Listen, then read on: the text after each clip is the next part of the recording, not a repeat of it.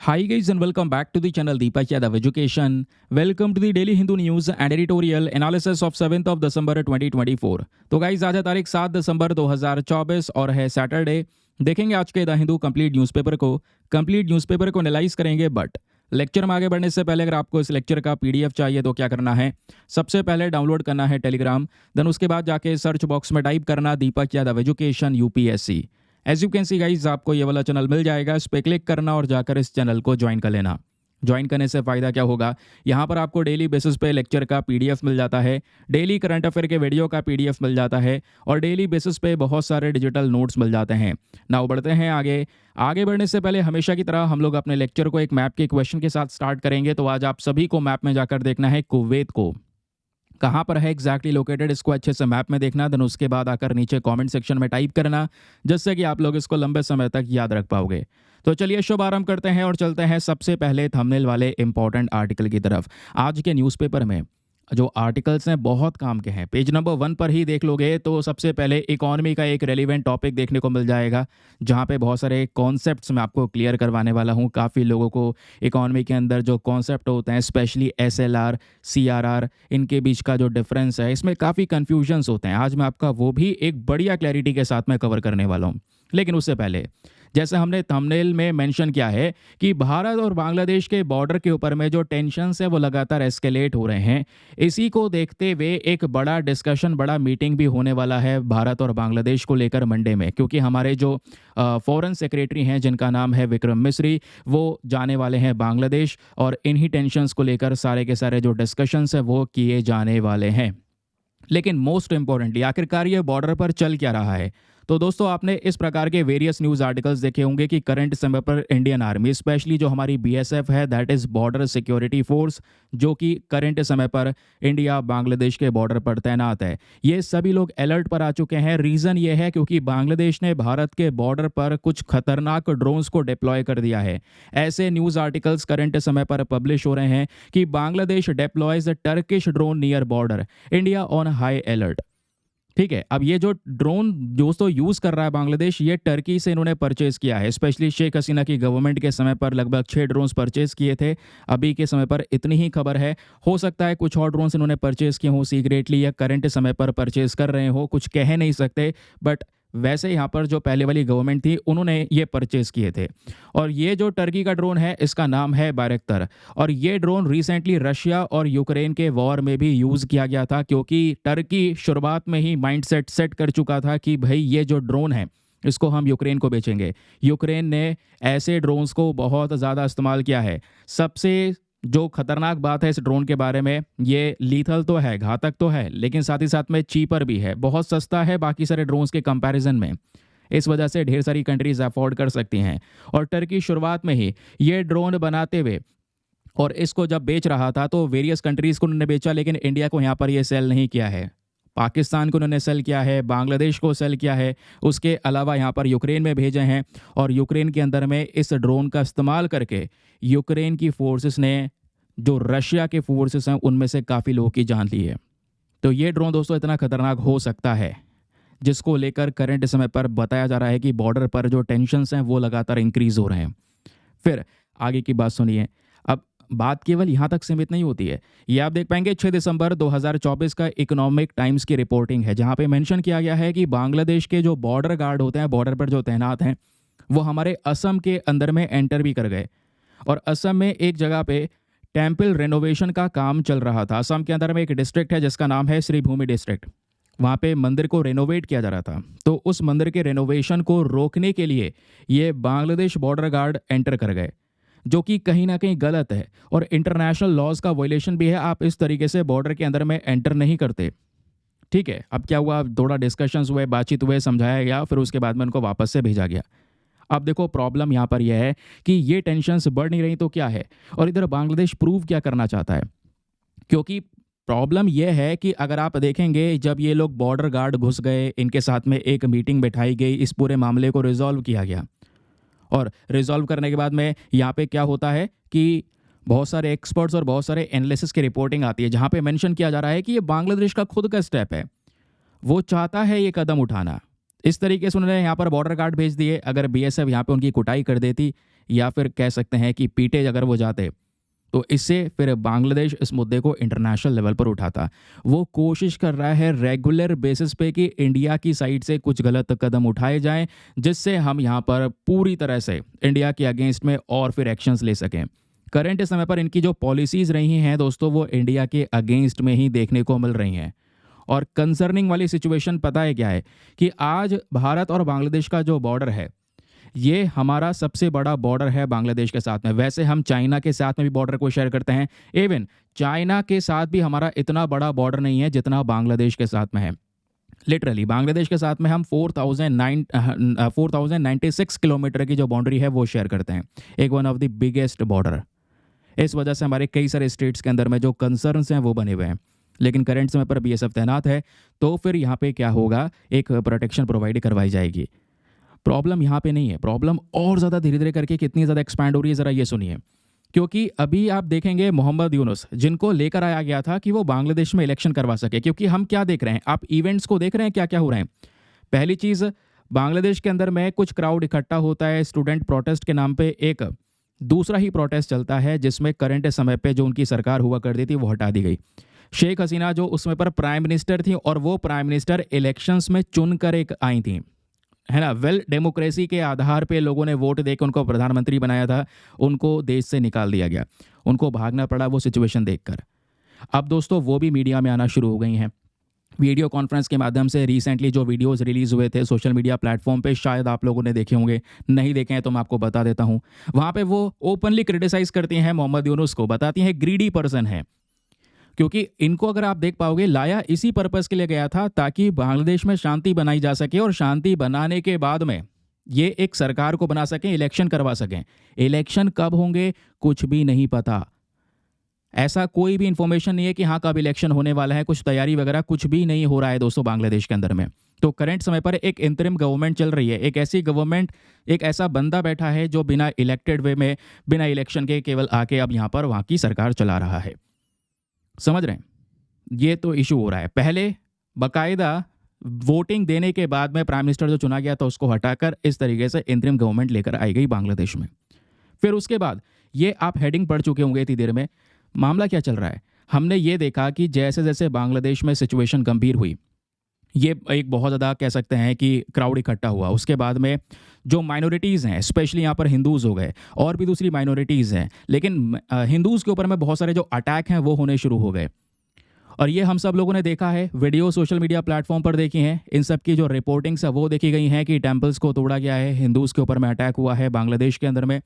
और ये videos international level पर चली हैं। अभी रिसेंटली डोनाल्ड ट्रंप का आपने जो इंटरव्यू है वो देखा होगा, इंटरव्यू क्या स्पीच सुनी होगी, जहां पे वो मेंशन करते हैं, इस पूरे मामले को क्रिटिसाइज करते हैं इंटरनेशनल लेवल पर। इवन यूएन तक ये बात पहुंच चुकी है, यूनाइटेड नेशन इसको क्रिटिसाइज करता है कि बांग्लादेश में जो माइनॉरिटीज़ के ऊपर अटैक है इसको रोक दीजिए।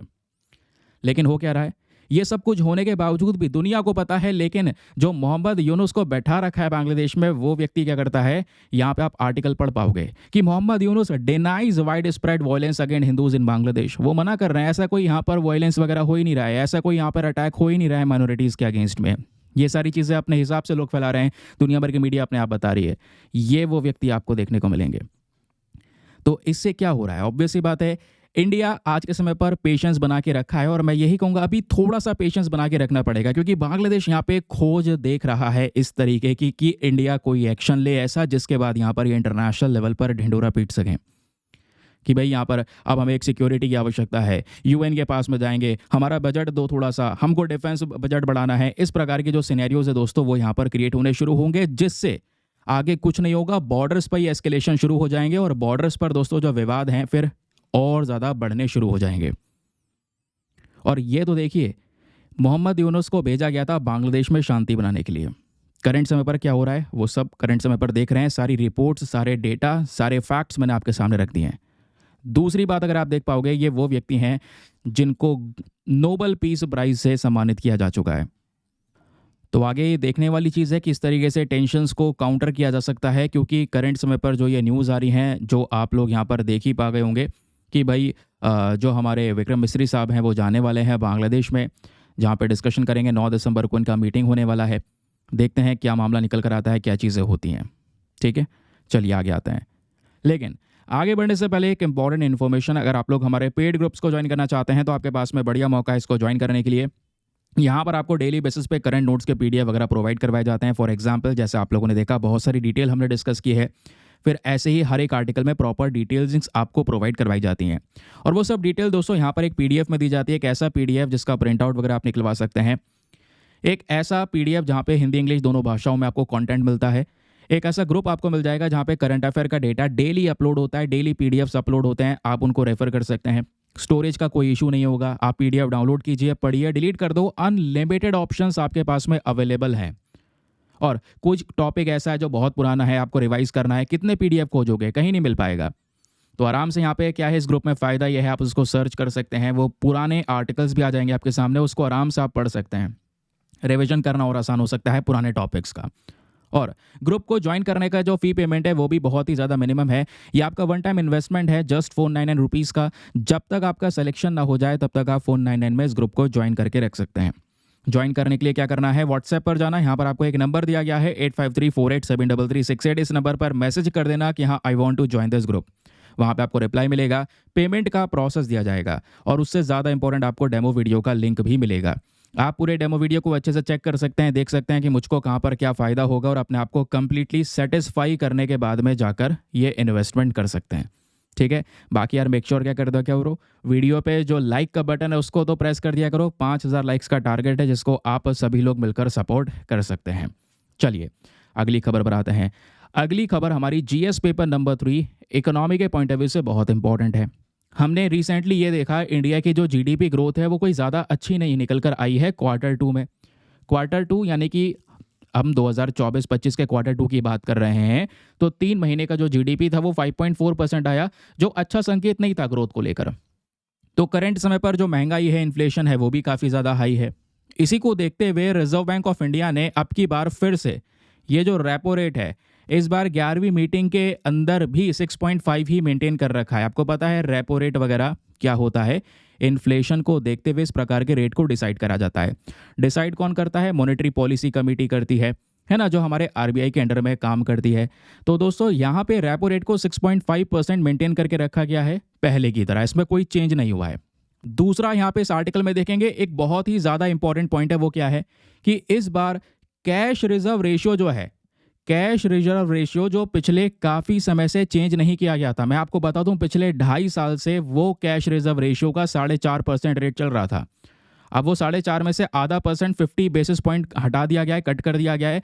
तो आज के समय पर CRR 4% कर दिया है रिजर्व बैंक ऑफ इंडिया ने, ताकि बैंक्स को थोड़ी सी ज़्यादा पावर मिल सके, बैंक्स मार्केट में ज़्यादा पैसा रिलीज़ कर सके। बैंक्स की फाइनेंशियल पावर को इम्प्रूव करने के लिए ये CRR का रेट कम किया है। अब ये बैंक की पावर कैसे बढ़ेगी सब कुछ बताऊंगा, डोंट वरी। तो इस आर्टिकल का एनालिसिस करेंगे तो आपको 2 क्रक्स पॉइंट निकल कर देखने को मिल जाएंगे। एक तो आपको रेपो रेट पता होना चाहिए, आपके इकोनॉमी का कॉन्सेप्ट है, क्योंकि इकोनॉमी के पेपर में हमेशा आपके कॉन्सेप्ट ही पूछे जाते हैं। ये कितना परसेंट हो गया, कितना परसेंट घटाया, ये सब नहीं पूछा जाएगा। ठीक है, रेपो रेट के अलावा दूसरा जो मेन कॉन्सेप्ट है दोस्तों वो है आपका CRR, that is cash reserve ratio. ये क्या है और आरबीआई ने इसको अब की बार कट क्यों किया है, 2.5 साल बाद वो भी यहाँ पे कट किया। अभी तक 4.5 था, अब इसको कम करके 4% कर दिया है।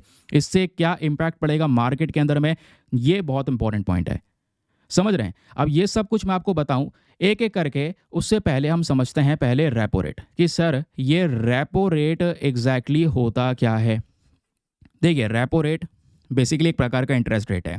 एक्चुअली में होता क्या है, एक तरफ हम ले लेते हैं अपना reserve bank of India RBI, दूसरी तरफ ले लेते हैं हम अपने कमर्शियल बैंक्स। अब कमर्शियल बैंक में SBI, HDFC, ये सारे के सारे बैंक्स आपके कमर्शियल बैंक्स हो जाते हैं। ठीक है, अब देखिए जो कमर्शियल बैंक्स होते हैं इनको लोन की ज़रूरत पड़ती है। अब ये जो पैसा है ये कहाँ से उठाएंगे, ये उठाएंगे रिजर्व बैंक ऑफ इंडिया से। आरबीआई से बोलेंगे कि भाई हमको लोन दे दो, आरबीआई ने बोला ठीक है चलो लोन लेना है, आप हमसे पैसा ले लो, ये लोन ले लो, ठीक है। लेकिन आरबीआई ये लोन फ्री में देगा क्या, नहीं, इसके बदले में आरबीआई क्या लेगा, इंटरेस्ट लेगा, ब्याज लेगा, है ना। अब जब वो ऑब्वियसली बात है ये पैसा सारा का सारा कमर्शियल बैंक को चुकाना होगा। जब वो पैसा यहाँ पे commercial bank reserve bank of India को लौटाएगा तो वो प्रिंसिपल अमाउंट के साथ साथ इंटरेस्ट यानी जो ब्याज है वो भी प्रोवाइड करवाएगा। तो जो यहाँ पे ऊपर से ब्याज दिया गया है, जो लोन का पैसा लिया था वो तो देगा ही, तो लोन तो चुकाएगा, प्लस जो यहाँ पर इंटरेस्ट अलग से जो ब्याज लिया है इसी इंटरेस्ट रेट को, जो ये रेट डिसाइड होगा जिस पे ये ब्याज देगा कमर्शियल बैंक, इसी इंटरेस्ट रेट को हम क्या बोलते हैं? रेपो रेट बोलते हैं। ठीक है, क्या बोलते हैं? रेपो रेट बोलते हैं। तो जैसे फॉर एग्जांपल यहाँ पे अब की बार रेपो रेट हमारा 6.5% है, तो 6.5% ये मेंटेन किया गया है, लंबे समय से यही है। तो कमर्शियल बैंक जब यहाँ पर लोन लेगा आरबीआई से, तो वो 6.5% के रेट पे लोन लेगा और ये 6.5% का इंटरेस्ट चुकाना होगा आरबीआई को। ठीक है, अब सपोज यहाँ पे मान लो खबर ये छपी होती कि आरबीआई ने रेपो रेट बढ़ा दिया है। सपोज खबर छपी होती आरबीआई ने 0.5% से बढ़ा दिया, आरबीआई ने रेपो रेट 7% कर दिया, तो इसका इम्पैक्ट मार्केट पे क्या पड़ता है, इकोनॉमी पे क्या पड़ता है, क्या आप समझ पाएंगे?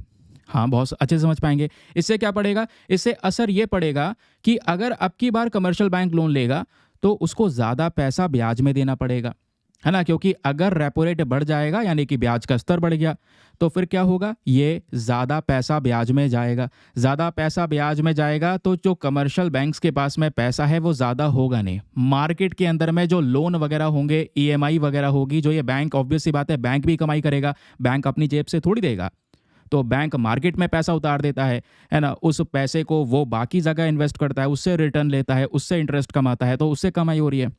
तो ऑब्वियस ही बात है जो मार्केट के अंदर जो ईएमआई होगा या बैंक ये लोन देगा मार्केट के अंदर में, वो सब के सब महंगे हो जाएंगे। क्यों? क्योंकि अब इसको पीछे ज़्यादा पैसा चुकाना पड़ रहा है रिजर्व बैंक ऑफ इंडिया को। अगर इंटरेस्ट रेट बढ़ जाएगा तो यहाँ पे जो लोन्स वगैरह हैं मार्केट के अंदर में, इंटरेस्ट रेट, ईएमआईज वगैरह, उसके रेट बढ़ जाएंगे। समझ गए? तो ये मार्केट पर असर पड़ता है अगर रेपो रेट बढ़ता। तो रेपो रेट कम होता तो दोस्तों यहाँ पे लोन वगैरह मार्केट में सस्ते हो जाते हैं, लोगों के पास में पैसा आता, लोग उस पैसे को इकोनॉमी पे खर्च करते, कंजम्पशन करते, इन्वेस्टमेंट करते, जिससे जीडीपी ग्रो होती। क्योंकि जीडीपी ओवरऑल आप पढ़ते हैं यह है ग्रॉस डोमेस्टिक प्रोडक्ट, इसका फॉर्मूला ही पढ़ लेते हैं C+I+G+, है ना, X-M करके पढ़ लेते हैं। तो कंजम्पशन है, इन्वेस्टमेंट है, तो ऑब्वियस सी बात है लोगों के हाथ में पैसा आएगा, कंजम्पशन बढ़ेगा, इन्वेस्टमेंट बढ़ेगा, तो इससे क्या होगा? जीडीपी ग्रो होती जाएगी। तो अगर यहाँ पे ये जो लोन है, आरबीआई ने ये जो लोन का रेट है 6.5%, ये अगर कम कर दिया होता तो फिर यहाँ पे ज़्यादा मार्केट में लोन आ रहा था, ज़्यादा लोगों के पास में पैसा आ रहा होता। तो क्वेश्चन ये है कि आरबीआई को तो यही करना चाहिए था, क्यों नहीं किया? तो देखो इन्होंने ना इसको मेंटेन करके रखा है ऐसे ही, लेकिन इन्होंने क्या कर दिया? CRR कम कर दिया, कैश रिजर्व रेशियो दोस्तों यहाँ पे कम कर दिया ना। क्वेश्चन यहाँ पर यह है कि ये कैश रिजर्व रेशियो क्या होता है? जब आप बैंकिंग वाला सेक्टर पढ़ते हैं तो दो इंपॉर्टेंट रेशियोज आते हैं। आपने एसएलआर और सीआरआर के बारे में पढ़ा होगा। एसएलआर को बोलते हैं स्टैच्यूटरी लिक्विडिटी रेशियो और सीआरआर को बोलते हैं कैश रिजर्व रेशियो। अब ये कैसे काम करता है सुनिए, क्योंकि यहाँ पे कैश रिजर्व रेशियो की बात हो रही है तो हम ये डिस्कस करेंगे। तो करंट समय पर रेट कितना हो चुका है? ये 4% का हो चुका है। पहले 4.5 था बट 0.5 बेसिस कम कर दिया है, तो 4% का सीआरआर है। सीआरआर का मतलब क्या होता है? ये बेसिकली यहाँ पे मान लो ये है हमारा रिजर्व बैंक ऑफ इंडिया और ये बाकी हमारी कमर्शियल बैंक्स हैं। तो रिजर्व बैंक ऑफ इंडिया हमारे देश की सभी कमर्शियल बैंक से ये बोलता है कि आपके पास में जितना भी पैसा आ रहा है, ठीक है, जितना भी पैसा आप मार्केट से उठा रहे हैं, जिसको हम कई बार क्या बोल देते हैं? एनडीटीएल बोल देते हैं। ठीक है, तो बैंक के पास में जो एनडीटीएल है, एनडीटीएल, अब ये सर क्या होता है ज़रा ये सुनिए। एनडीटीएल का मतलब यहाँ पर आपका है नेट डिमांड टाइम लायबिलिटी। ठीक है, अब ये डिमांड टाइम लायबिलिटी क्या है? क्योंकि बैंक कैसे वर्क करता है ये तो आपको पता ही है। एक सेकंड में आपको पहले बैंकिंग का वर्किंग प्रोसेस बता देता हूँ ताकि आपको हर एक चीज़ क्लियर हो जाए। केवल पढ़ पढ़ के चले जाना, आर्टिकल पढ़ लेना, ये इतना रेट हो गया, उतना रेट हो गया, बताना, इससे कोई मज़ा नहीं आएगा और आपका सिलेबस भी कंप्लीट नहीं होगा। कम से कम सीआरआर आज सीख के जाओगे, एसएलआर सीख के जाओगे, रेपो रेट सीख के जाओगे, तो सिलेबस तो कंप्लीट होगा ना, इकॉनमी वाला पोर्शन कवर होगा। अब दोस्तों बैंक जब ये काम करता है तो कैसे काम करता है? अब इनके पास में तो पैसा नहीं है, अब ये क्या कर रहे हैं? लोग यहाँ पे बैंक में पैसा डिपॉजिट करते हैं। अब बैंक में डिमांड डिपॉजिट भी होता है। डिमांड डिपॉजिट बेसिकली यहाँ पर हम लोग सेविंग अकाउंट की बात कर रहे हैं। आपने कई बार डिमांड डिपॉजिट ये वर्ड सुना होगा। डिमांड डिपॉजिट का मतलब क्या होता है कि भाई आपकी डिमांड पे आपके हाथ में पैसा आ जाएगा, बैंक तुरंत निकाल कर दे देगा। यानी सेविंग अकाउंट में आपने पैसा रखा है, जब आप डिमांड करेंगे बैंक से भाई पैसा चाहिए, बैंक आपको पैसा देगा। This is called demand deposit. उसी तरीके से यहाँ पर एक होता है फिक्स डिपॉजिट, जिसको बोलते हैं एफडी। एफडी एक पर्टिकुलर टाइम पीरियड के लिए करवाते हैं, 1 साल के लिए, 5 साल के लिए भाई एफडी करवा रहे हैं हम बैंक में, तब तक आप नहीं छुएंगे। ठीक है, उस एफडी पे अच्छा खासा इंटरेस्ट भी आपको मिलेगा। समझ रहे हैं? तो एक मतलब ये डिमांड पे नहीं निकाल सकते, ये एफडी है जिसको आपने फिक्स डिपॉजिट करवा दिया है कुछ पर्टिकुलर टाइम पीरियड के लिए। लेकिन डिमांड डिपॉजिट जब चाहेंगे जब निकाल लेंगे। ठीक है, तो ऐसे ही बहुत सारा जो पैसा है वो बैंक के पास में आता है। समझ रहे हैं? अब बैंक के पास में दोनों प्रकार के जो यहाँ पर पैसा है वो भी जमा हो रहा है। जो डिमांड डिपॉजिट है या एफडी है, एफडी को हम क्या बोलते हैं, टाइम डिपॉजिट ही बोलते हैं, क्योंकि एक पर्टिकुलर टाइम पीरियड होता है ना, कुछ समय के लिए यहाँ पर डिपॉजिट करना, तो उसको टाइम डिपॉजिट भी बोला जाता है। फिक्स डिपॉजिट की जगह आप टाइम डिपॉजिट भी यूज़ कर सकते हैं ये वर्ड। लेकिन आपको ये भी पता होना चाहिए कि ये सब पैसा बैंक के पास में आया और बैंक अब क्या करेगा, इस पैसे से पैसा बनाने की कोशिश करेगा। ये सभी पैसा bank as a loan, high interest loan दे देगा मार्केट के अंदर में बड़े बड़े लोगों को। ठीक है, बड़े बड़े जो बिजनेसमैन हैं, इंडस्ट्रियलिस्ट हैं, वो बैंक से लोन लेते हैं ज़्यादा इंटरेस्ट पे, ज़्यादा इंटरेस्ट, फिर से बोल रहा हूँ हाई इंटरेस्ट पे। तो बैंक बिजनेस ने लोन उठाया, एक इंडस्ट्री वाले ने लोन उठाया हाई इंटरेस्ट पे। अब लोन के साथ जब वो पैसा चुकाएगा तो ज़्यादा ब्याज देगा, और बैंक भी आपको ब्याज देती है। लेकिन बैंक आपको जब ब्याज देती है ना आपके पैसे पे, तो वो लो इंटरेस्ट देती है, ध्यान रखना। आप बैंक में, आपने देखा होगा बैंक में आपको ज़्यादा पैसा नहीं मिलता है ब्याज में इंटरेस्ट कम रहता है, जबकि यही बैंक वाले किसी इंडस्ट्रियलिस्ट से ज़्यादा ब्याज चार्ज करते हैं, ताकि यहाँ पर थोड़ा सा जो अर्निंग है, थोड़ा सा रेवेन्यू बैंक का जनरेट हो सके। तो इस तरीके से जो बैंकिंग प्रोसेस है वो पूरा काम करता है। हमने पैसा जमा किया, बैंक के पास में आया, और बैंक ये बोल रहा है कि आपको हम इतना ब्याज देंगे, इसलिए हमने जमा कर दिया सिक्योरिटी के लिए। ठीक है, हमारा पैसा बढ़ता भी रहेगा। लेकिन बैंक ने वो पैसा उठाकर बाहर दे दिया इंडस्ट्रियलिस्ट को, जो कि यहाँ पर इनके पास में आ जाएगा और ज़्यादा इंटरेस्ट लेंगे ये वहाँ से, है ना। तो इस तरीके से यहाँ पे पूरा ये प्रोसेसिंग हो गया। अब यहाँ पे आप देख पा रहे हैं, यहाँ पे डिमांड डिपॉजिट भी है, टाइम डिपॉजिट भी है ना। अब जब हम लोग बैंक के पास में पैसा जमा करते हैं तो ध्यान रखना ये क्या है एक्चुअली में। ये बैंक के लिए लायबिलिटी हो गई। लायबिलिटी मतलब बैंक की जिम्मेदारी है पैसा चुकाना। जब इकॉनमी पढ़ते हैं तो भाई एसेट लायबिलिटी का फ़र्क तो पता होना चाहिए कि सर एसेट क्या होता है, लायबिलिटी क्या होती है। एसेट जो सामान आपका है करंट समय पर, आपके पास में 50 रुपये हैं, आपका वो एसेट है। लेकिन आपको अब 50 रुपये की ज़रूरत पड़ रही है, तो आपने किसी से 50 रुपये लोन ले लिया, उधार ले लिए, तो अब आपको पैसा आगे चुकाना भी है। जो आपने लोन लिया है, आपकी जिम्मेदारी है चुकाना वो पैसा, तो आपके लिए वो जो लोन लिया है ना वो लायबिलिटी बन जाएगा। ठीक है, एसेट जो आपके पास में है खुद का है, लायबिलिटी जो आपने बोरो कर लिया, उधार ले लिया है, चुकाना है आगे वापस, वो लायबिलिटी बन जाएगा।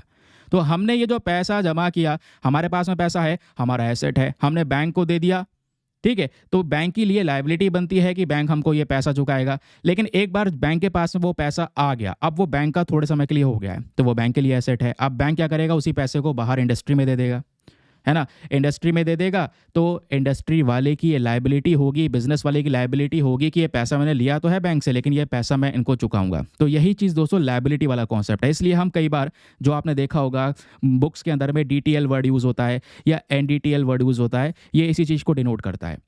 डिनोट क्या करता है, क्योंकि लायबिलिटी का खेल चल रहा है, यहाँ पर मेन रेफरेंस बैंक है। ठीक है, तो इस वजह से हम क्या लेते हैं, डीटीएल मतलब क्या होता है, डिमांड टाइम लायबिलिटी, क्योंकि इसमें आपके डिमांड डिपॉजिट भी हैं, टाइम डिपॉजिट यानी एफडी भी है, और ये बेसिकली यहाँ पर लायबिलिटी की तरह गेम चल रहा है। क्योंकि आपके पास में पैसा है, आपका एसेट है, आपने बैंक को दे दिया, बैंक के लिए अभी थोड़ी देर के लिए लायबिलिटी बन गया। अब बैंक ने आगे ये पैसा पहुँचा दिया इंडस्ट्री वाले के लिए, तो बैंक के लिए वही पैसा एसेट का काम करेगा, इस इंडस्ट्री वाले के लिए लायबिलिटी का काम करेगा। तो एक रेफरेंस बैंक है, तो हमने लायबिलिटी ले लिया, और लायबिलिटी लेने के बाद में दोस्तों इस तरीके का फॉर्मूला आ जाता है डीटीएल, समझ रहे हैं। तो इस तरीके का जो अमाउंट है वो बैंक के पास में जनरेट होता है, यही बैंक की रेवेन्यू है। डीटीएल के माध्यम से ये बैंक का पैसा जनरेट हो रहा है, इनके ऊपर लायबिलिटी भी है, थोड़ा एसेट भी यहाँ पर ये जनरेट कर लेते हैं, यही रेवेन्यू है इनका। और कई बार हम एनडीटीएल वर्ड यूज़ कर देते हैं। एनडीटीएल का मतलब क्या होता है, नेट डिमांड टाइम लायबिलिटी। अब ये नेट क्यों लगाते हैं, नेट इसलिए लगाते हैं दोस्तों, कई बार जो ये बैंक्स होते हैं ये अपना पैसा एज अ एफडी दूसरे बैंक्स में भी जमा करते हैं। फॉर एग्जाम्पल मान लो यहाँ पर एक एचडीएफसी बैंक है ना। अब इनके पास में यहाँ पर जो डीटीएल है वो कुछ अमाउंट बना हुआ है, सपोज़ यहाँ पे कुछ अमाउंट बना हुआ है इनका, तो वो जो अमाउंट है वो यहाँ पर किसी दूसरे बैंक में क्या करते हैं, दूसरे वाले बैंक के अंदर में ये जमा कर देते हैं, दूसरे बैंक में एफडी करवा सकते हैं। फॉर एग्जांपल एचडीएफसी बैंक के पास में 10 करोड़ रुपए आ गया कहीं से, तो इसने बोला 10 करोड़ रुपए से 4 करोड़ रुपए मैं क्या करूँगा, मैं ये करता हूँ एसबीआई में जमा कर देता हूँ, एसबीआई में एफडी करवा देता हूँ। तो बैंक एक दूसरे बैंक में एफडीआई करवा लेते हैं, एफडीआई करवा सकते हैं, उसमें कोई खामियां नहीं है, होता भी है। तो एचडीएफसी ने 10 करोड़ रुपया इन्होंने 4 करोड़ एसबीआई में डाल दिया कि भाई एफडी करवा रहे हैं, बाकी इन पे 6 करोड़ बचे। ठीक है, तो ये जो 6 करोड़ होगा इसको हम एनडीटीएल बोलेंगे। क्योंकि यही हर जगह 10-10 करोड़ काउंट नहीं होगा। अब फॉर एग्जांपल मान लो हमने इकॉनमी के अंदर में कैलकुलेट करने के लिए ये एचडीएफसी का डेटा कैलकुलेट करने के लिए हम इसको 10 करोड़ काउंट करेंगे, फिर एसबीआई में भी ये 4 करोड़ यहाँ पे जोड़ लेंगे क्योंकि 4 करोड़ यहाँ पे दे दिया है। तो ऐसा नहीं होगा, ऐसे में डबल जगह पे काउंटिंग हो रही है, इसको बोलते हैं डबल काउंटिंग एरर। ये भी आपकी किताब में मैंशनड है। तो हम क्या करते हैं, हम सिंपल सी बात है, जो ये एचडीएफसी का अमाउंट आपको जो देखने को मिलेगा, अब ये 6 करोड़ जो बचा है, क्योंकि 4 करोड़ की इन्होंने एसबीआई में एफडी करवा दी, अब वो एफडी एसबीआई में चली गई है, वो एसबीआई के लिए डीटीएल का काम करेगा। समझ रहे हैं? तो अब यहाँ पर एचडीएफसी के पास में जो पैसा है 6 करोड़, इसको यहाँ पर देखा जाएगा, ये इसका एनडीटीएल है, ये एचडीएफसी का एनडीटीएल है। क्लियर हो गया? तो जो भी यहाँ पर बैंक के पास में पैसा जमा रहता है, एनडीटीएल यहाँ पर इनके पास में जमा रहता है। अब सुनना, ये सब कुछ मैंने क्यों बताया, क्योंकि बैंक के पास में जो एनडीटीएल रहेगा, जो भी अमाउंट रहेगा, उस अमाउंट का 4% यानी सीआरआर आरबीआई को जमा करना होगा, आरबीआई को जमा करना होगा। इसी को बोलते हैं सीआरआर। बस। अब दोस्तों, अगर मैं आपको ये सब नहीं बताता ना, एनडीटीएल क्या होता है, डीटीएल क्या होता है, तो कंफ्यूज हो जाते। आगे किताब में पढ़ोगे तो किताब में मेंशन्ड है। अब मैं केवल ये बता देता कि हाँ, सीआरआर क्या है, ये कैश रिजर्व रेशियो है। सिंपली अगर आप समझोगे तो ये सीआरआर है। कैश रिजर्व रेशियो क्या होता है, बैंक के पास में जितना भी अपना अमाउंट है, अब वो अमाउंट बेसिकली एनडीटीएल की बात कर रहे हैं। एनडीटीएल आप समझ गए कि demand time deposit, demand deposit से जो भी पैसा इकट्ठा हुआ है ना, उसमें से इन्होंने कितना एफडी कर रखा है। अब जो भी बचा इनके पास में, सपोज इस बैंक के पास में 100 करोड़ रुपया है अभी, तो 100 करोड़ रुपए में से आरबीआई बोलता है कि सीआरआर जो है, cash reserve ratio, cash reserve ratio आज कितना है, 4%। अभी यहाँ पर कैश रिजर्व रेशियो कम कर दिया गया है, पहले 4.5 था, अभी 4 कर दिया गया। तो 100 करोड़ का 4% यानी कि 4 करोड़ रुपया आरबीआई को जमा करना होगा। रिजर्व बैंक ऑफ इंडिया रखेगा। हमारे देश में जितने भी चाहे बैंक हो, जितने भी बैंक्स प्रेजेंट हो, सबको सीआरआर बना के रखना पड़ता है, सबको थोड़ा सा पैसा आरबीआई में जमा करके रखना होता है। इसी को बोलते हैं कैश रिजर्व रेशियो।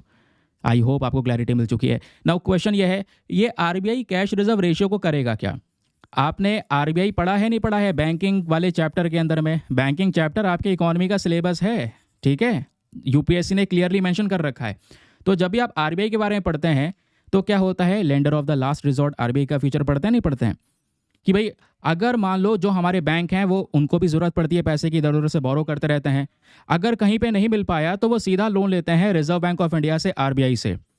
तो आरबीआई के पास में तो कोई ऐसा पैसा जनरेट नहीं हो रहा, क्योंकि जितने भी बैंक बाकी सारे नॉर्मल हैं, कमर्शियल बैंक्स हैं, उनमें आप अकाउंट खुलवाते हैं, उनको पैसा देते हैं, वो इंटरेस्ट से पैसा कमा रहे हैं, ब्याज से पैसा कमा रहे हैं। लेकिन रिजर्व बैंक ऑफ इंडिया में थोड़ी अकाउंट खुलता है क्या? वहाँ पे आप अकाउंट खुलवाते हैं? नहीं। क्या आप वहाँ पे डिमांड डिपॉजिट करते हैं, ये सब डिपॉजिट करते हैं? नहीं। तो आरबीआई क्या करता है, इन बैंकों से 4% का सीआरआर लेकर जमा करके रखता है, ताकि इन बैंकों को बाद में पैसों की जरूरत पड़ेगी तो इसी सीआरआर में से यहाँ पर यह पैसा दिया जाए इन बैंक को क्राइसिस से बचाने के लिए। तो ये भी एक फीचर है आरबीआई का। समझ रहे हैं? तो ये क्यों करा जाता है सीआरआर, वो समझ में आ गया आपको। अब यहीं पे दोस्तों एक डिफरेंस आता है कि सर आपने बोला था कि आप एसएलआर भी बताएंगे, तो आप एसएलआर भी सुन लो। देखो कोई ज़्यादा फर्क नहीं है दोनों में, थोड़ा बहुत फर्क है, मतलब ज़्यादा डिफरेंस नहीं है। सीआरआर क्या होता है, एक सर्टेन परसेंटेज ऑफ अमाउंट जो कि यहाँ पर बैंकों को आरबीआई के साथ में रखना होता है, जो आज के समय पर 4% है। समझ गए? अब अच्छा एक चीज़ और, हाँ ये तो बताओ सर कि हमने जो ये अभी आर्टिकल पढ़ा इसमें क्या निकल कर आता है, क्योंकि आर्टिकल में ये बोला जा रहा है पहले 4.5% था, अब सीआरआर 4% हो गया, तो इसका मार्केट पे इम्पैक्ट क्या पड़ेगा? इसका मार्केट पे इम्पैक्ट सुनिए दोस्तों, यानी कि सीआरआर कम कर दिया गया है। सीआरआर कम करने का मतलब अब बैंक के पास में ज़्यादा पैसा होगा। अगर यही 4.5% होता तो बैंक को ज़्यादा पैसा जमा करना पड़ता आरबीआई के पास में। अब ये 4% यानी कम कर दिया गया है। कम करने का मतलब अब बैंक को कम पैसा जमा करना होगा और बैंक के पास में ज़्यादा पैसा होगा। ज़्यादा पैसा होगा तो मार्केट में लोन ज़्यादा दे सकेंगे, मार्केट में लिक्विडिटी का फ्लो बढ़ सकेगा, लोगों के पास में लोन आ सकेगा, लोग यहाँ पर उसका इन्वेस्टमेंट कर सकेंगे, कंजम्पशन कर सकेंगे, यानी जीडीपी ग्रोथ हो सकेगी। तो ये भी यहाँ पर एक मेन पर्पज़ है। समझ गए? क्लियर हो गया? तो ध्यान रखना, सीआरआर क्या है कि हम लोग एक अमाउंट होता है जो बैंक को आरबीआई के साथ में रखना होता है। और एक बात और, सीआरआर हमेशा कैश में देना होगा। वही एग्जाम्पल जैसे हमने लिया कि भाई एक बैंक है, 100 करोड़ रुपए इसके पास में है, डिपॉजिट्स आया है इसके पास में, तो उसमें से 4 करोड़ रुपए आरबीआई के पास में जमा करना होगा एज पर दी सीआरआर, जो कि 4% है। लेकिन ये 4 करोड़ रुपए कैश में देना होगा, कैश में देना ज़रूरी है। समझ गए? उसके अलावा ये इन्फ्लेशन को कंट्रोल करने के लिए किया जाता है, ताकि बैंक के पास में ज़्यादा पावर आ जाए, बैंक के पास में ज़्यादा पैसा आ जाए, वो ज़्यादा मार्केट में फ्लो कर सके, लोगों के हाथ में पैसा पहुंच सके। समझ रहे? और अभी भी हम क्या कर रहे हैं, आर्टिकल में देखिए, हाई इन्फ्लेशन से लड़ने के लिए ही यहाँ पर ये काम किया जा रहा है। आरबीआई ने सीआरआर को इस तरीके से काउंटर किया है। मार्केट में इकोनॉमी को रेगुलेट करता है, लिक्विडिटी को रेगुलेट करता है, ये हमने समझ लिया। समझ रहे हैं? अब बैंक को इसके ऊपर में कोई भी इंटरेस्ट वगैरह नहीं मिलता है।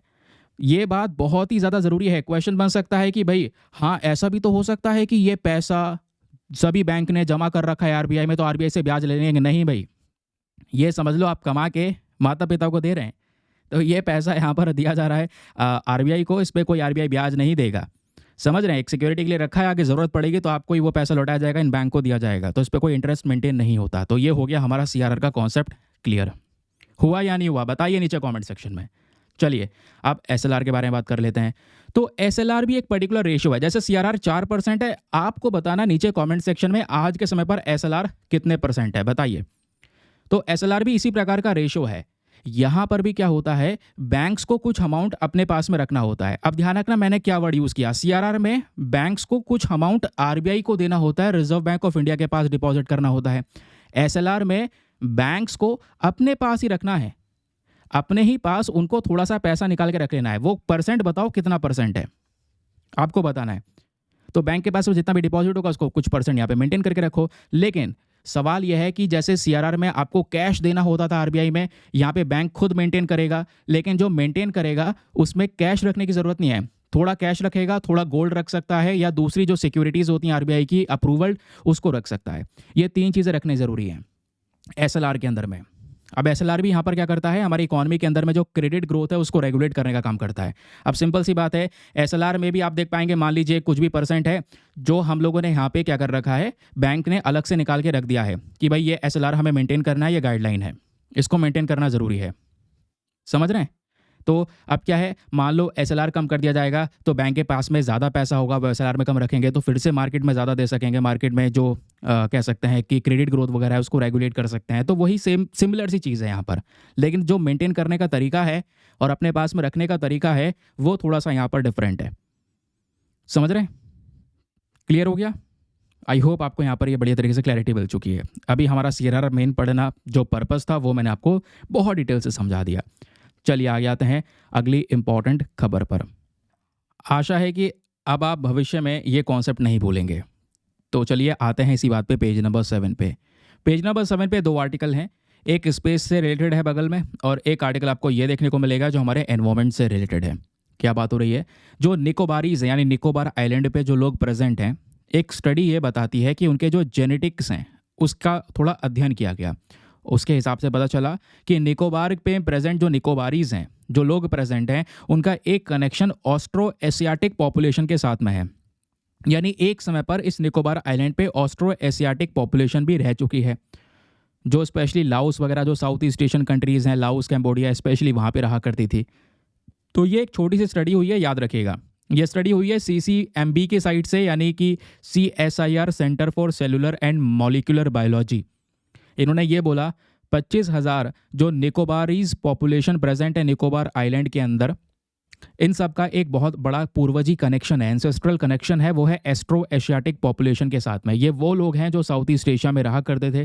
ठीक है, कुछ सिचुएशन हमें ये बताती है कि ये सब लोग 11,700 साल पहले रहा करते थे, बट ये जो नया जेनेटिकल डेटा आया है वो ये बताता है कि ये लोग केवल 5,000 साल पहले ही यहाँ पे रहा करते थे। तो वो भी डिटेल्स हमारे सामने ये प्रेजेंट है। तो इसको लेकर जो भी अपडेट्स आएंगे सामने वो प्रेजेंट किए जाएंगे। अभी के समय पर बस खाली इतनी सी न्यूज़ है, इसी को बार बार वही चीज़ रिपीट करी गई है, तो इतना ध्यान ना दीजिएगा। एग्जाम में कुछ इंपॉर्टेंट अगर आता है तो सबसे पहले आपसे ग्रेट निकोबार आइलैंड के बारे में पूछा जा सकेगा, क्योंकि यही निकोबार आइलैंड है जहाँ पे निकोबारीज प्रेजेंट हैं। अब पहले मैं आपको मैप दिखा देता हूँ। ये दोस्तों हमारा इंडिया का मैप है, और इंडिया के मैप में सबसे ज़्यादा इंपॉर्टेंट, जब भी आप मैप ड्रॉ करते हैं मैं हमेशा याद दिला देता हूँ, काफ़ी बच्चे जब मेंस का क्वेश्चन लिखते हैं, आंसर सबमिट करते हैं, तो मैं देखता हूँ कि मैप में ये सब चीज़ें मिसिंग होती है। ठीक है, एक तो वो लक्षद्वीप आइलैंड को छोड़ देते हैं, और दूसरी तरफ वो अंडमान निकोबार आइलैंड को छोड़ देते हैं। क्या ये हमारी टेरिटरी नहीं है? हमारी टेरिटरी है ना, तो आप इसको ड्रॉ क्यों नहीं करते हैं? ये बहुत भारी मिस्टेक हो जाएगी सभी लोगों से एग्जाम के अंदर में, ध्यान रखना, यहाँ पे मार्क्स कटेंगे 100% अगर आप भी जब भी मैप ड्रॉ करते हैं और इन दो चीज़ों को छोड़ देंगे तो। इंडिया की ही टेरिटरीज हैं ये, तो लक्षद्वीप आइलैंड को बनाया करो इधर अरेबियन सी में, और बे ऑफ बंगाल की साइड यहाँ पे अंडमान और निकोबार आइलैंड बनाने बहुत ही ज़्यादा कंपलसरी हैं, ज़रूरी हैं। ठीक है, तो अंडमान निकोबार आइलैंड्स को देखते हैं दोस्तों। तो ये हैं हमारे अंडमान निकोबार आइलैंड, ऊपर वाले अंडमान आइलैंड्स हैं और नीचे वाले आप देख पाएंगे निकोबार आइलैंड हैं। निकोबार में यह है ग्रेट निकोबार, और आपको पता ही है ग्रेट निकोबार कितना ज़्यादा चर्चाओं में है। चर्चाओं में रहने के पीछे का रीज़न है क्योंकि यहाँ पे ग्रेट निकोबार प्रोजेक्ट तैयार किया जा रहा है। ग्रेट निकोबार से ये अगर आप देखेंगे दोस्तों, जो कंट्रीज़ हैं, इंडोनेशिया है, मलेशिया है, ये सब देश बिल्कुल पास में है, ज़्यादा दूरी नहीं रह जाती है। तो ये है ग्रेट निकोबार। ग्रेट निकोबार में सबसे नीचे जो ये पॉइंट है इंदिरा पॉइंट, ये बोला जाता है पूरे भारत का सदर्न टिप है।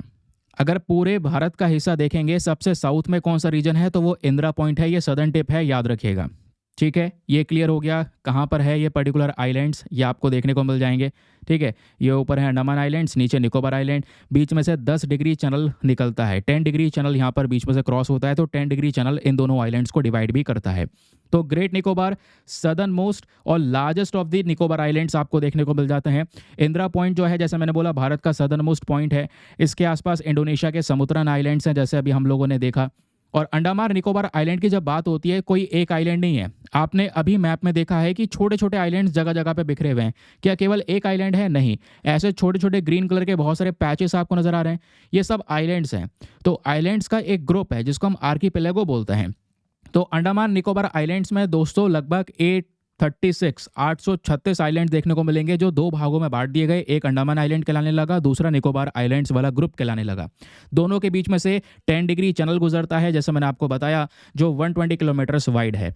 उसके अलावा ग्रेट निकोबार की जब हम बात करते हैं तो ग्रेट निकोबार आइलैंड में 2 इंपॉर्टेंट नेशनल पार्क्स आपको देखने को मिल जाते हैं। एक बायोस्फीयर रिजर्व है, उसके अलावा शोम्पन ट्राइब की पॉपुलेशन है। शोम्पन ट्राइब को लेकर यूपीएससी क्वेश्चन पूछ चुका है, ओंगे ट्राइब को लेकर सवाल पूछ चुका है कि ये ट्राइबल कम्युनिटीज कौन से आइलैंड पर रहती हैं, तो वो निकोबार में रहती हैं।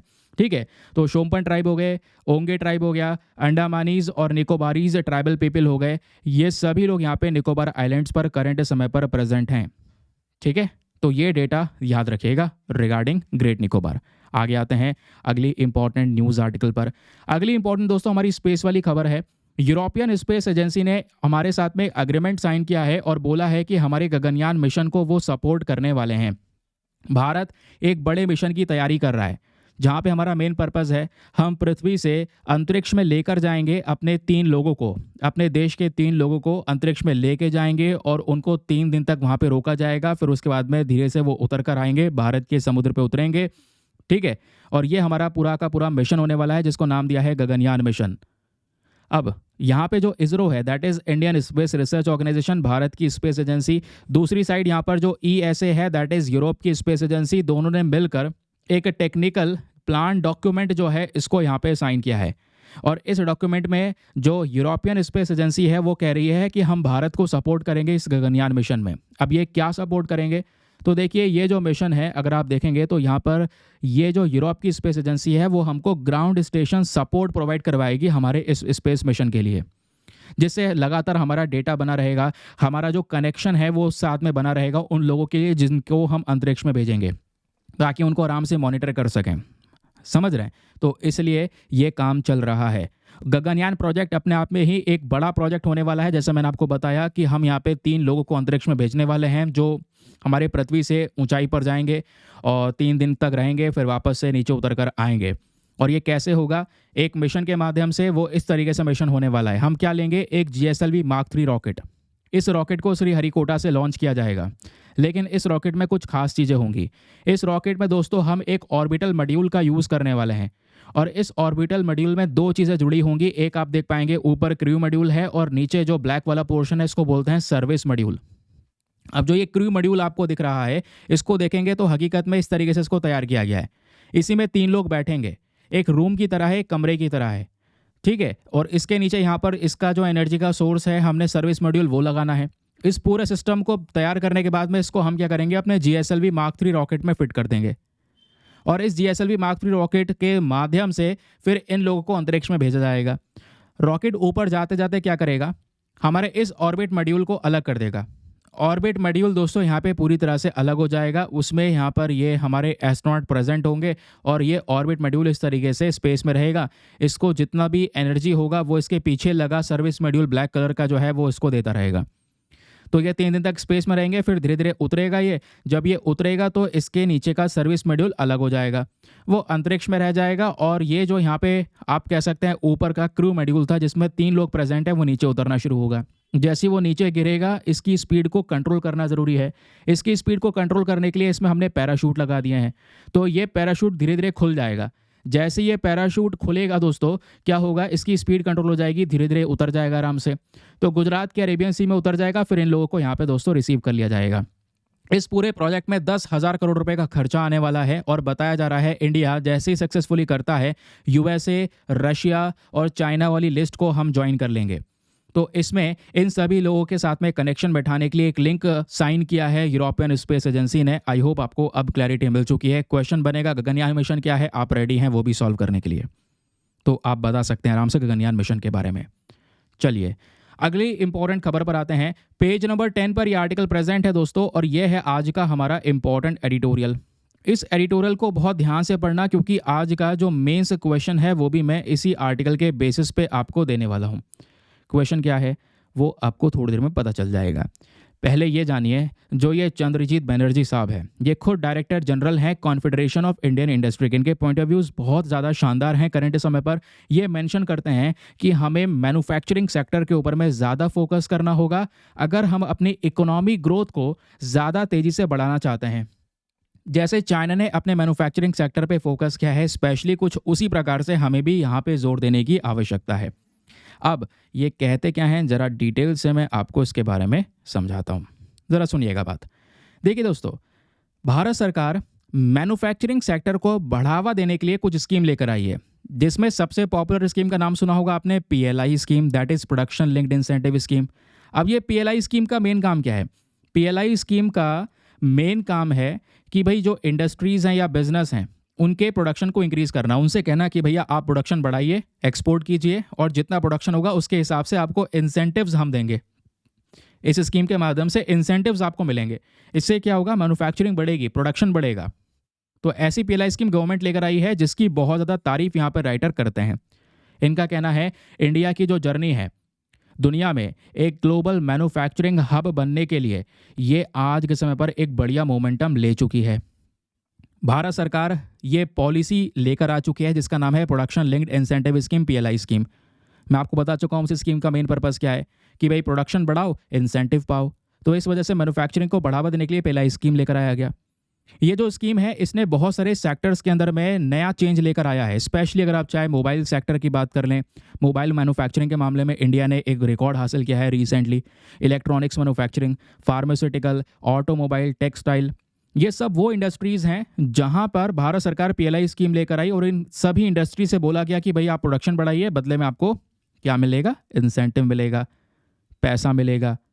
समझ रहे हैं? तो इससे क्या हुआ, प्रोडक्शन भी बढ़ा, एक्सपोर्ट भी बढ़ा। और ऑब्वियस सी बात है जब प्रोडक्शन बढ़ाओगे तो जितने लोग करंट समय पर इंडस्ट्री में प्रेजेंट है उससे तो काम होगा नहीं, आपको और लोगों की रिक्वायरमेंट होगी। तो आपने और लोग रखे तो इससे जॉब क्रिएशन भी हुआ, नौकरियां भी जनरेट हुई। वो राइटर एक्सप्लेन करते हैं। फिर एक बात ये आगे और मेंशन करते हैं, आगे सुनिए इनका क्या कहना है। आगे बोलते हैं ये जो पर्टिकुलर स्कीम है ना ये काफ़ी ज़्यादा इंप्रेसिव रही, इसका परफॉर्मेंस अच्छा रहा। और इसका परफॉर्मेंस जो अच्छा रहा वो खुद एनुअल सर्वे ऑफ इंडस्ट्री की रिपोर्ट में दिखाया गया। एनुअल सर्वे ऑफ इंडस्ट्री की रिपोर्ट 2022-23 वाली हाल ही में रिलीज होती है। उसमें यह देखने को मिला कि इंडिया के अंदर में प्रोडक्शन लिंक्ड इंसेंटिव स्कीम की वजह से हमारे कुछ सेक्टर का परफॉर्मेंस बढ़ा है। और एएसआई के डेटा में मैन्युफैक्चरिंग आउटपुट के अंदर में ग्रोथ देखी गई है, लगभग 21.45% के आसपास की ग्रोथ हुई है। 21% से यहाँ पर ग्रोथ हुई है मैन्युफैक्चरिंग सेक्टर में। और इसके पीछे का रीज़न पीएलआई स्कीम है। और अगर आप ग्रोथ हुई है तो ऑब्वियस सी बात है ये पीएलआई स्कीम का सक्सेसफुली यहाँ पर वो इम्प्लीमेंट हो पाई है। लेकिन राइटर ये बोलते हैं बहुत सारे सेक्टर्स ऐसे हैं जो करंट समय पर इस स्कीम से बढ़िया परफॉर्म कर रहे हैं, चाहे वो मेटल मैन्युफैक्चरिंग हो, कोक हो, refined petroleum products, food products, chemicals, chemical product, motor vehicle. बहुत सारे ऐसे सेक्टर हैं जिनको पीएलआई स्कीम में कवर किया गया है। और यही सभी सेक्टर्स मिलकर क्या करते हैं, हमारी टोटल मैन्युफैक्चरिंग के अंदर में 58% का कंट्रीब्यूशन करते हैं। आपके देश की जितनी मैन्युफैक्चरिंग हो रही है 58% का योगदान इन इंडस्ट्री से आ रहा है और इन इंडस्ट्री में पीएलआई स्कीम की वजह से पिछले कुछ समय पर 24% की ग्रोथ हुई है। तो ये ग्रोथ यहाँ पे हमारे लिए मायने रखती है और जहाँ से हमने पीएलआई स्कीम का कॉन्सेप्ट लिया वो मायने रखता है। अब आगे की बात सुनिए, ये क्या मेंशन करते हैं। ये बोलते हैं आर्कियोलॉजिकल सर्वे ऑफ इंडिया, जो ये सर्वे है ना, ये एक इम्पॉर्टेंट सोर्स है डेटा का और ये हमें ये दर्शाता है कि भारत में मैन्युफैक्चरिंग सेक्टर थोड़ा सा ऑर्गेनाइज हुआ है। इसमें बहुत सारी फैक्ट्रीज ऐसी हैं जिसमें 10 से ज़्यादा वर्कर्स हैं, कुछ फैक्ट्रीज 20 से ज़्यादा वर्कर्स हैं, उन सब में ग्रोथ हासिल की गई है, ग्रोथ देखी गई है। लेकिन एएसआई 2022-23 का सर्वे ये भी बताता है कि जो डिजिट में ग्रोथ हुआ है वो डबल डिजिट ग्रोथ हुई है, 21.5% की ग्रोथ हुई है। हालांकि ये ग्रोथ और ज़्यादा होती, क्योंकि ये डेटा 2022-23 का है, ये 23-24 या 24-25 का नहीं आ रहा है, ये 22-23 का है। तो ये डेटा 22-23 का ये दर्शाता है ग्रोथ हमारी और ज़्यादा होती, लेकिन बीच में कोविड-19 आ गया था, क्योंकि 2021-22 में, उससे पहला 2021-22 वाला साल था, उससे पहला 2020-21 वाला, ये दोनों साल दोस्तों कोविड की वजह से काफ़ी ज़्यादा कह सकते हैं डिस्ट्रक्टिव रहे पूरे दुनिया के लिए। तो ज़्यादा इकॉनमी ग्रो नहीं हुई, लेकिन कोविड-19 पैंडमिक होने के बावजूद भी एक इंप्रेसिव ग्रोथ यहाँ पे हासिल की गई है। कोविड ना होता तो थोड़ा और तेज़ी से यहाँ पर ग्रोथ हो सकती थी।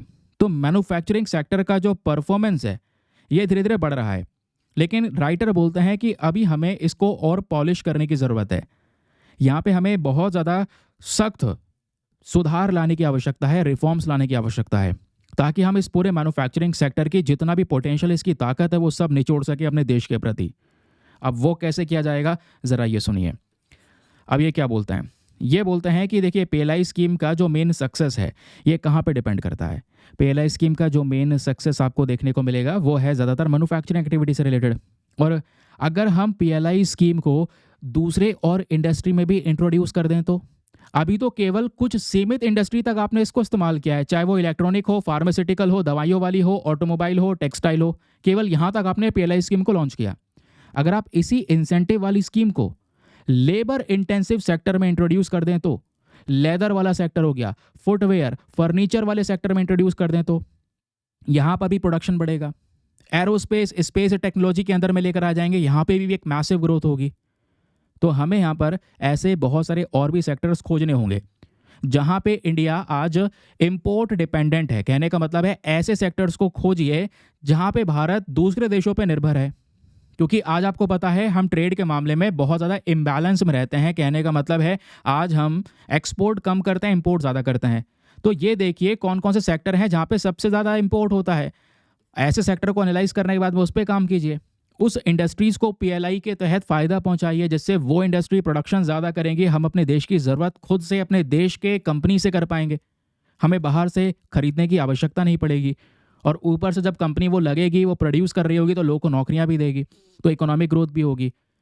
तो राइटर बोलते हैं ऐसे इंडस्ट्री पे फोकस करना ज़रूरी है। दूसरी बात, इससे क्या होगा, इससे दोस्तों यहाँ पर हमारे देश में डेवलपमेंट होगा वेरियस सेक्टर्स के अंदर में। तीसरी बात इन्होंने ये मेंशन की है कि यहाँ पे ना कुछ खामियां भी हैं।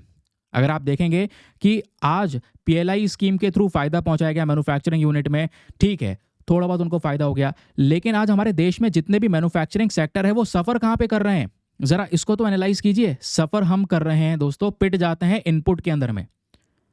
हम जब सामान मंगाते हैं बाहर से, क्योंकि कच्चा माल आएगा, कच्चा माल इन्हीं इंडस्ट्री में तैयार होगा, तैयार होकर फिनिश प्रोडक्ट बनेगा, फिर उसको बेचा जाएगा। तो कच्चा माल जो खरीद रहे हैं हम, वही बहुत सारे देशों से परचेज कर रहे हैं, वो इंपोर्ट किया जा रहा है। और इंपोर्ट जब कर रहे हैं तो वो महंगा इंपोर्ट हो रहा है, क्योंकि भारत उसके ऊपर में टैरिफ लगाता है। आपको पता है इंडिया के टैरिफ को लेकर कई बार कुछ कंट्रीज क्रिटिसाइज भी कर चुके हैं भारत को, कि इंडिया टैरिफ बहुत सारे लगाता है, टैक्स बहुत सारे लगाता है इंपोर्ट के ऊपर में। तो इंपोर्ट के ऊपर टैक्स लगाना हमारे देश में वो थोड़ा सा महंगा हो जाता है सामान। तो इन कंपनियों को महंगा मिलेगा, उन्हें कच्चा माल चाहिए, कच्चा माल वो महंगा खरीद रहे हैं, फिर उसको बनाएंगे, बना के फिनिश प्रोडक्ट तैयार करेंगे, तो मार्केट में वो भी महंगा उतारेंगे, तो ज़्यादा फायदा फिर इन कंपनी को होता नहीं है।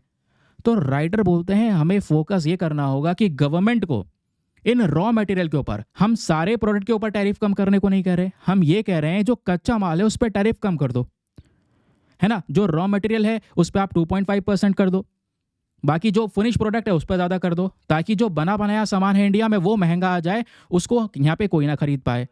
या और जो कच्चा माल है वो आएगा कंपनीज के पास में, और कंपनी को पीएलआई स्कीम से सपोर्ट मिल रहा है। और कंपनी के पास में अब कच्चा माल भी सस्ता आ रहा है, तो ये ज़्यादा प्रोडक्शन कर पाएंगे, मार्केट में ज़्यादा सस्ता माल उतार पाएंगे, लोग यहाँ पे उसको प्रेफर करेंगे। इससे क्या होगा, इंटरनेशनल जो सामान आ रहा है भारत में उससे बढ़िया कंपटीशन एक क्रिएट होगा, लोगों को सस्ते दाम में अच्छे क्वालिटी का प्रोडक्ट मिल पाएगा। तो ये करने की आवश्यकता है, ये राइटर ने मेंशन किया है। होप आपको क्लैरिटी मिल चुकी है। फिर राइटर बोलते हैं इंडिया में एक और खामी है, स्पेशली मैन्युफैक्चरिंग सेक्टर को लेकर।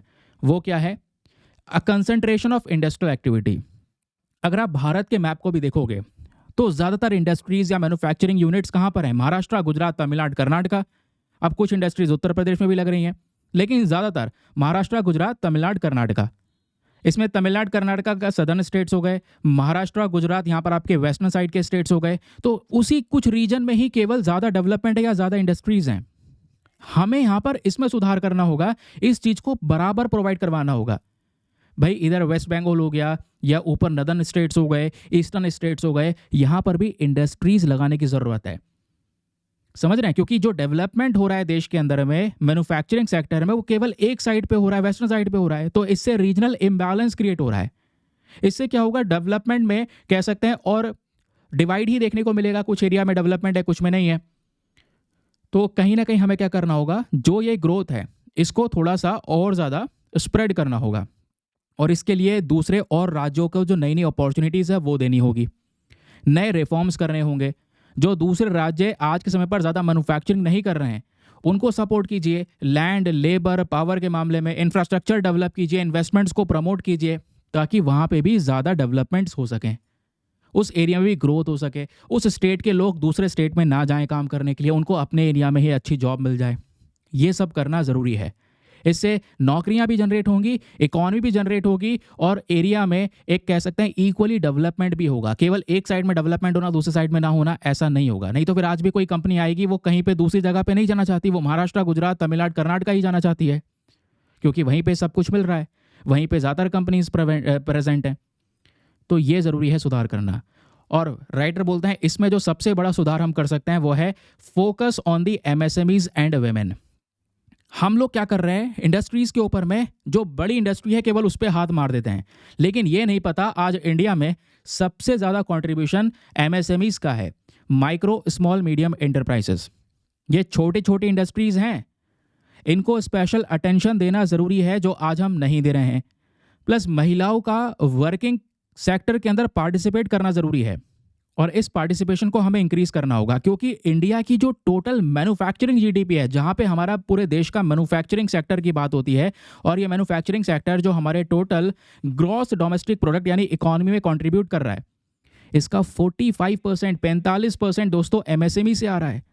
आज जितने भी एमएसएमई हैं हमारे देश के 60 मिलियन लोग, 60 मिलियन लोगों को रोजगार इन्हीं छोटी मोटी इंडस्ट्रीज में मिला हुआ है। तो इनका इंपॉर्टेंस कितना ज़्यादा है।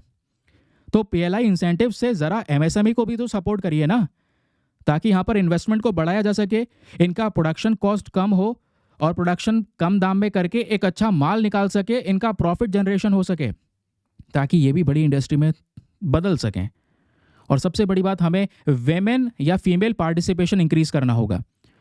वर्ल्ड बैंक की जो latest south Asia development report है उसके अकॉर्डिंग बोला जा रहा है भारत के अंदर जो मैन्युफैक्चरिंग सेक्टर है, यहाँ पे मैन्युफैक्चरिंग सेक्टर में एक बड़ी ग्रोथ होती।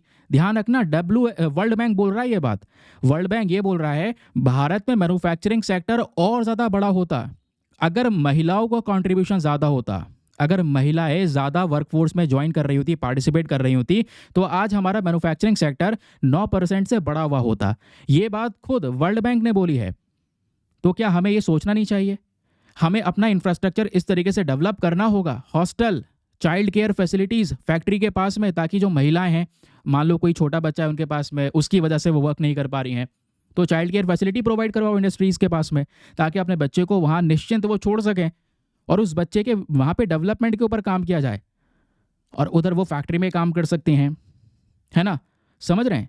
तो इससे क्या होगा, इंडियन इकॉनमी ट्रांसफॉर्म होगी। और हमने अगर टारगेट रखा है 2047 तक, 2047 तक भारत को एक विकसित देश बनाना है, डेवलप्ड कंट्री बनाना है, तो इसके लिए हमें ये स्टेप्स उठाने ज़रूरी हैं। यहाँ पे ये बहुत सारी चीज़ें हैं छोटी छोटी जो क्रिटिकल रोल प्ले कर सकती हैं, तभी हम ग्रो कर पाएंगे और एक अच्छा कंपटीशन क्रिएट कर पाएंगे दुनिया भर के लिए। क्योंकि सिचुएशन तभी इंप्रूव हो सकती है जब एक एरिया में बिजनेस करना आसान हो, दूसरी बात, वहाँ पे प्रोडक्शन करना आसान हो, प्रोडक्शन करना सस्ता हो, लोगों को ज़्यादा कॉम्प्लेक्सिटी फेस ना करनी पड़े, ज़्यादा डॉक्यूमेंटेशन का प्रोसेस ना हो, मैन्युफैक्चरिंग सेक्टर ऑटोमेटिकली ग्रो करने लगेगा। तो वो हमारे कुछ रिकमेंडेशंस राइटर की साइड से आते हैं। ठीक हो गया क्लियर?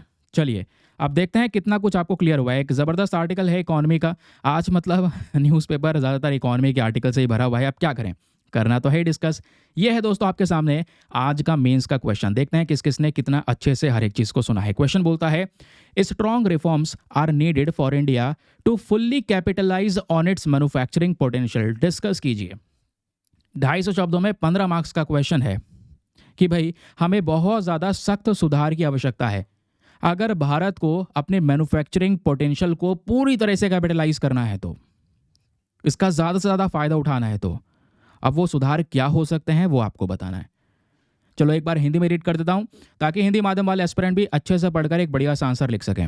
तो क्वेश्चन बोलता है, भारत को अपनी विनिर्माण क्षमता का पूरी तरह से लाभ उठाने के लिए मजबूत सुधारों की आवश्यकता है।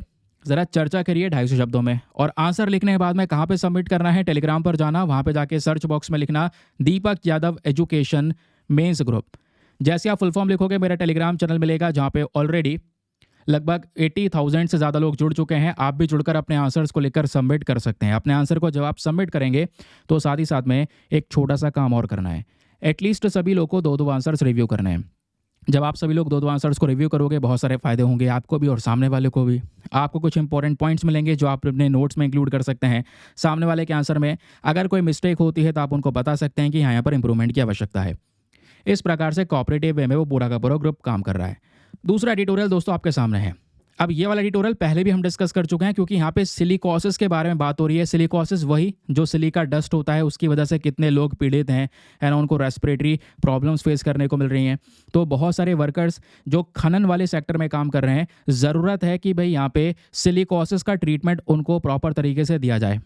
मामला क्या है समझाऊंगा अभी। देखिए इससे पहले एक और एडिटोरियल भी आज के न्यूज़पेपर में, वो है प्लेग को लेकर। वो इंपॉर्टेंट नहीं है, ठीक है, तो उसको स्किप कर देना। जो काम का है वो पढ़िए और जो बेकार है उसको छांट दीजिए, क्योंकि पढ़ने से ज़्यादा ये भी पता होना चाहिए कि हमें क्या नहीं पढ़ना है।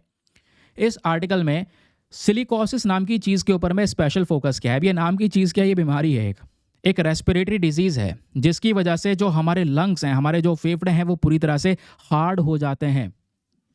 ठीक है, अब ये कैसे हो जाता है? क्योंकि इसमें सालों साल मिट्टी भरती रहती है और वो मिट्टी बहुत घातक है जिसको हम बोलते हैं सिलिका डस्ट या सिलिका क्रिस्टल। इस तरीके से आप देख पाएंगे कंस्ट्रक्शन सेक्टर में कोई व्यक्ति काम कर रहा है या सिलिका माइनिंग कर रहा है तो उसमें से ये डस्ट रिलीज होता है। ये डस्ट कहाँ जा रहा है? अगर उसने मास्क नहीं पहना है, उसके पास में प्रॉपर इक्विपमेंट्स नहीं है, तो उसके बॉडी में ही जा रहा है। और बॉडी में जाएगा तो क्या करेगा? उनके लंग्स को पूरी तरह से हार्ड कर देगा, जकड़ देगा।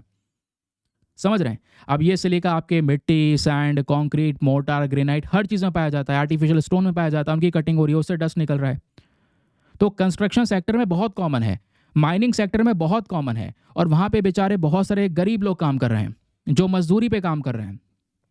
अब वो यहाँ पर मजदूरी पे काम कर रहे हैं, डेली कमाना खाना उनका वो हिसाब किताब है, और पता चलता है 10 साल बाद कि उनको सिलिकोसिस हो गया है। अब वो क्या करें आगे? क्योंकि सिलिकोसिस एकदम डेवलप नहीं होता दोस्तों, धीरे धीरे करके डस्ट जमा होती रहेगी, लंग्स को डैमेज कर देगी, और 10 से 20 साल बाद पता चलेगा सिलिका डस्ट की वजह से आपको सिलिकोसिस हो गया है। हालांकि बीच में लक्षण दिखाई पड़ते रहेंगे। लक्षण क्या होंगे? लक्षण में कफ हो जाएगा एक इंसान को, या सांस लेने में परेशानी होती है, शरीर बहुत ज़्यादा कमज़ोर हो जाता है, थकान होने लगती है। ये इसके बहुत सारे लक्षण प्रेजेंट होते हैं। बाकी सिलिकोसिस के बारे में अगर कुछ पढ़ना चाहें, इसमें लक्षण क्या होंगे, मेन सिम्टम्स मैंने आपको बता दिए हैं। कमजोरी बहुत हो जाएगी, सांस लेने में परेशानी, कफ होगा, ट्यूबरक्लोसिस, लंग कैंसर हो सकता है, हार्ट फेलियर हो सकता है, किडनी डिजीज हो सकती है, इवन आर्थराइटिस तक हो सकता है एक पर्टिकुलर इंसान को। सिलिकोसिस के अपने आप में 3 प्रकार भी होते हैं, और जब 3 प्रकार की बात करते हैं तो उसमें एक टाइप है एक्यूट सिलिकोसिस। इसमें क्या होता है? जो एक्यूट सिलिकोसिस के सिम्टम्स होते हैं, ये होता है कफ, शरीर में वजन का घटना, थकान होना, है ना। उसके अलावा यहाँ पर ये कुछ ही सप्ताह या कुछ ही सालों में दिखाई पड़ने लग जाता है। एक्यूट है, बहुत जल्दी दिखाई पड़ता है, ठीक है। एक्यूट सिलिकोसिस में यही है कि जल्दी दिखाई पड़ता है। एक होता है एक्सेलरेटेड सिलिकोसिस, जो लगभग यहाँ पर 10 साल लग जाएंगे इसका पता लगाने में। 10 साल बाद एक बहुत हाई एक्सपोजर नजर आएगा। 10 साल तक आप डस्ट अपने बॉडी में इनहेल कर रहे थे, आप पता चला है भाई सिलिकोसिस हो गया। फिर तीसरा प्रकार होता है सिलिकोसिस का, वो है क्रोनिक सिलिकोसिस। ये क्या 10 से 30 साल लग जाते हैं और ये बहुत खतरनाक होता है, हमारे लंग्स को सड़ा देता है। सिलिकोसिस एक प्रोग्रेसिव डिजीज़ है, समय के साथ में बदतर होती चलेगी अगर प्रॉपर ट्रीटमेंट या प्रॉपर डायग्नोस ना किया जाए। वैसे आपको बता दूं, करंट समय पर इसका कोई प्रॉपर ट्रीटमेंट है भी नहीं, कोई प्रॉपर क्योर नहीं है इसका, ये भी ध्यान में रखना है सिलिकोसिस के बारे में। समझ रहे हैं? तो ये बात हो गई हमारे सिलिकोसिस के बेसिक फैक्ट्स के बारे में, जहाँ से क्वेश्चन बनता है।